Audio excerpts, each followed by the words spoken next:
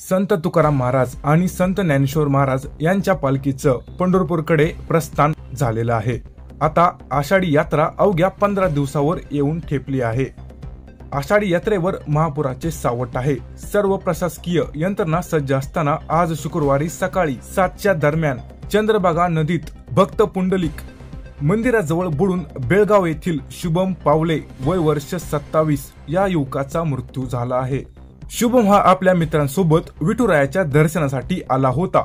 आज सकाळी तो नदीमध्ये आंघोळी करता गेला असता पाण्याचा अंदाज न आल्याने तो नदीत बुडाला। त्याच्या मित्रांनी त्याला वाचवण्यासाठी प्रयत्न केले, परंतु ते निष्फळ ठरलं। तब्बल 4 तासांच्या शोधकार्यानंतर शुभमचा मृतदेह आढळून आला। आषाढी यात्रेच्या तोंडावर चंद्रभागा नदीमध्ये पवित्र स्नानासाठी भाविकांची गर्दी होत असते। या गर्दीमध्ये शुभम सारखी घटना इथून पुढे कोणासोबत घडू नये यासाठी प्रशासनाने या ठिकाणी जीवरक्षक यंत्रणा सज्ज ठेवावी अशी मागणी भाविकांकडून होत आहे।